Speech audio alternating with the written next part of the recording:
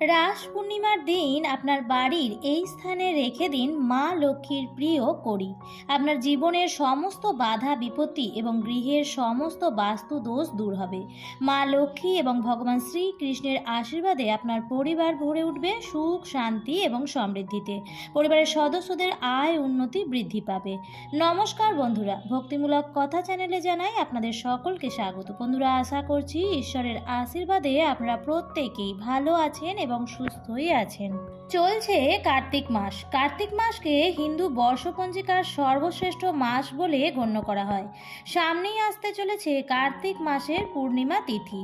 কার্তিক মাসের এই পূর্ণিমা তিথিটিকে আমরা বলে থাকি রাস পূর্ণিমা। এই বিশেষ দিনে যেমন একদিকে মা লক্ষ্মীর আশীর্বাদ পাওয়া যায়, ঠিক সেরকমভাবেই ভগবান শ্রীকৃষ্ণের আশীর্বাদ গৃহস্থ বাড়ির ওপর বর্ষিত হতে থাকে।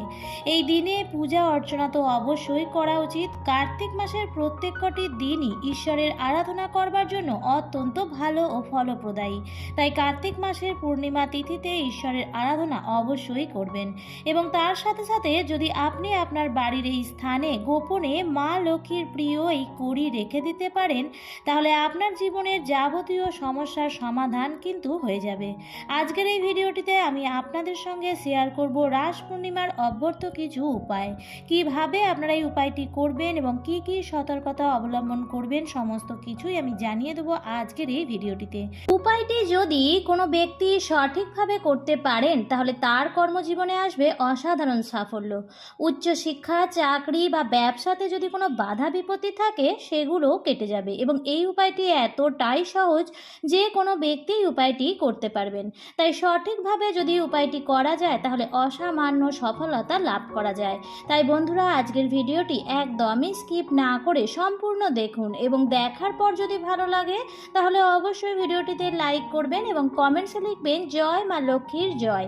এবং বন্ধুরা, ভিডিওটি শেয়ার করে দেবেন আপনাদের নিকট আত্মীয় স্বজন এবং বন্ধু বান্ধবদের সাথে, যাতে সবাই এই ভিডিওটি পেয়ে উপকৃত হতে পারে। চলুন বন্ধুরা, আসা যাক মূল পর্বে। প্রথমেই জেনে নেওয়া যাক যে এই বছর অর্থাৎ 2025 সালের রাস পূর্ণিমা কবে পড়েছে পঞ্জিকা অনুসারে তার পূর্ণাঙ্গ সময়সূচি। এই বছর 2025 সালের রাস পূর্ণিমা পড়েছে বাংলার 18ই কার্তিক 1432, ইংরেজির 5ই নভেম্বর 2025 বুধবার দিন। পূর্ণিমা লাগছে পূর্বরাত্রি 9:23 থেকে এবং পূর্ণিমা তিথি থাকবে বুধবার রাত্রি 7:08 পর্যন্ত। হিন্দু ধর্মে কড়ির বিশেষ মাহাত্ম্য রয়েছে। শাস্ত্র অনুসারেও সংসারে যে কয়েকটি জিনিসের মধ্যে স্বয়ং মা লক্ষ্মী দেবী বিরাজ করেন, তার মধ্যে অন্যতম হল কড়ি। এই কারণে কড়িরও পুজো করার রীতি প্রচলিত আছে। যেহেতু টাকা আবিষ্কার হওয়ার আগে কড়ির মাধ্যমেই জিনিস কেনা বেচা চলত, সেই কারণে কড়িকে অর্থ অর্থাৎ মা লক্ষ্মীর প্রতিনিধি বলে মনে করা হয়। বাড়িতে কড়ি রাখা খুবই শুভ, কিন্তু কড়ি যেখানে সেখানে ছড়িয়ে রাখা উচিত নয়। যে বাড়িতে কড়ি থাকে সেই সংসারে মা লক্ষ্মী স্বয়ং বাস করেন। জ্যোতিষ অনুসারে ঠাকুর ঘরে কড়ি রাখা অত্যন্ত শুভ বলে মনে করা হয়। ঠাকুরের আসনে কড়ি রাখলে প্রসন্ন হন মা লক্ষ্মী। অনেকে লক্ষ্মীর ঝাঁপির মধ্যে কড়ি রেখে দেন। তাছাড়াও বাড়ির লকারে যেখানে টাকা পয়সা রাখা থাকে, সেখানেও কড়ি রাখা অত্যন্ত শুভ। কড়ি অর্থকে আকৃষ্ট করে। যে বাড়িতে কড়ির পুজো করা হয়, সেখানে কখনো অর্থাভাব হয় না। সেই সংসারে মা লক্ষ্মীর আশীর্বাদ চিরকাল বজায় থাকে। চলুন বন্ধুরা, এবার আপনাদের বলে দেব রাস পূর্ণিমা তিথিতে আপনারা কি কড়ি আনবেন এবং কোথায় রাখবেন। বেশিরভাগ বাড়িতেই রাস পূর্ণিমা তিথিতে মা লক্ষ্মীর বার্ষিকী পূজাটি হয়ে থাকে। এই তিথিটি কিন্তু অত্যন্ত পবিত্র একটি তিথি। এই দিন খুব সকাল সকাল ঘুম থেকে উঠে যাবেন এবং সমস্ত বাসি কাজকর্ম সেরে আপনার ঘর দুয়ার খুব ভালোভাবে পরিষ্কার পরিচ্ছন্ন করে নেবেন এবং স্নান সেরে নেবেন। এই দিন যদি গঙ্গা স্নান করা যায়, তাহলে অধিক পুণ্য ফল লাভ করা যায়। এই দিন স্নানেরও বিশেষ মাহাত্ম্য আছে। এই দিন গঙ্গা স্নান করলে সব ধরনের পাপ থেকে মুক্তি পাওয়া যায়। ব্রাহ্ম মুহূর্তে স্নান করতে পারলে খুবই ভালো। স্নান সেরে ঠাকুর ঘরে চলে আসবেন। এই দিন মা লক্ষ্মীকে নতুন একটি ওড়না অবশ্যই পরাবেন এবং মা লক্ষ্মীকে একটি মালা নিবেদন করবেন। এই দিন নারায়ণ ভগবানের পুজো করাও খুবই ভালো। রাস পূর্ণিমার দিন সকালে জলের সঙ্গে হলুদ মিশিয়ে বাড়ির মুখ্য দরজা বা সদর দরজার দুপাশে সেই হলুদ মেশানো জল দিয়ে ধুয়ে দেবেন। এই দিন নারায়ণ ভগবান এবং মা লক্ষ্মীর সামনে ঘিয়ের প্রদীপ অবশ্যই জ্বালাবেন এবং বিষ্ণু সহস্র নাম পাঠ করতে পারেন। এর ফলেও লক্ষ্মী ও ঐশ্বর্য লাভ হয়।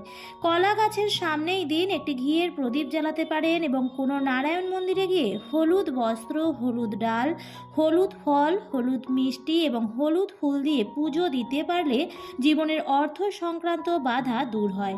যাদের ব্যবসা আছে আর যদি ব্যবসা ধীর গতিতে চলছে, কঠোর পরিশ্রম করেও উন্নতি হচ্ছে না, এরকম অবস্থা থাকলে রাস পূর্ণিমার দিন অসহায় দুস্থ ব্যক্তিদের কোনো হলুদ রঙের জিনিস দান করতে পারেন। অসহায় দুস্থ বিকলাঙ্গ এরকম মানুষকে হলুদ রঙের ডাল, হলুদ কাপড় অথবা হলুদ রঙের মিষ্টি দান করতে পারেন। এর ফলেও খুব ভালো রেজাল্ট পাবেন এবং আপনাদের জীবনের উন্নতির পথে সমস্ত রকম বাধা দূর হয়ে যাবে। এছাড়াও ব্যবসার উন্নতির জন্য একটি নারকেল লাল কাপড়ে মুড়ে তাতে আটা ও সিঁদুর লাগিয়ে চন্দ্রদেবকে অর্পণ করতে পারেন। সবশেষে আর্থিক উন্নতির জন্য একটি মোক্ষম উপায় আপনাদের জানাবো। আপনারা এই টোটকাটি অবশ্যই করুন রাস পূর্ণিমার দিন। রাস পূর্ণিমার দিন ঠাকুর ঘরে একটি ঘিয়ের প্রদীপ জ্বালাবেন এবং সেই প্রদীপের মধ্যে 2 টুকরো কাঁচা হলুদের টুকরো দিয়ে দেবেন এবং এরপর যে উপায়টি করবেন তার জন্য আপনাদের লাগবে 11টি হলুদ কড়ি। এই হলুদ কড়িগুলো সাধারণ কড়ির থেকে একটু অন্যরকম হয়, হলুদ রঙের হয় এবং একটু বড় সাইজের হয়। আর নেবেন কাঁচা হলুদের গাঁট আর লাগবে একটি 1 টাকার কয়েন। 11টি হলুদ কড়ি যদি না পান বন্ধুরা, তাহলে সাদা কড়ি নিয়ে নিতে পারেন এবং সাদা কড়িগুলিকে হলুদ মিশিয়ে সেই সাদা কড়িগুলিকে হলুদ রঙের কড়ি নেবেন। এখানে একটি কথা বলে রাখি বন্ধুরা, যে কোনো উপায় বা টোটকা করার জন্য শুদ্ধতা অত্যন্ত জরুরি। তাই সমস্ত সামগ্রী জোগাড় করে তার উপর গঙ্গা জল ছিটিয়ে শুদ্ধ করে নেবেন এবং একটি হলুদ রঙের নতুন শালু কাপড় নিয়ে নেবেন।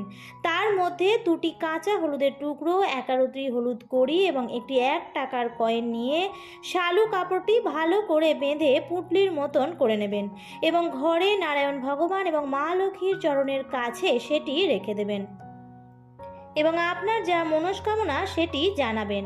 এরপর নিত্য পূজা যেভাবে করেন সেভাবে করে নেবেন, কিন্তু সেই পুঁটলিটি সারা দিন সেখানে রেখে দেবেন।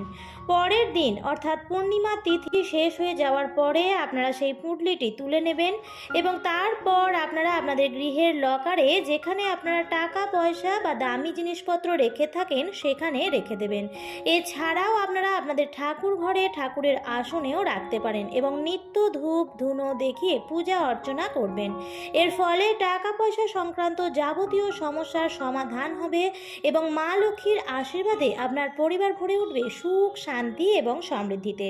আমার আজকের ভিডিওটি এই পর্যন্তই। ভিডিওটি দেখে ভালো লেগে থাকলে অবশ্যই লাইক, কমেন্ট, শেয়ার করবেন বন্ধুরা। আর যদি আপনি আজকের এই ভিডিওটি প্রথম দেখে থাকেন, তাহলে এই ধরনের আরও ভিডিও পাওয়ার জন্য চ্যানেলটিকে সাবস্ক্রাইব করে রাখার অনুরোধ রইল। আবার দেখা হবে পরবর্তী নতুন ভিডিওতে। ভালো থাকবেন, সুস্থ থাকবেন। ধন্যবাদ।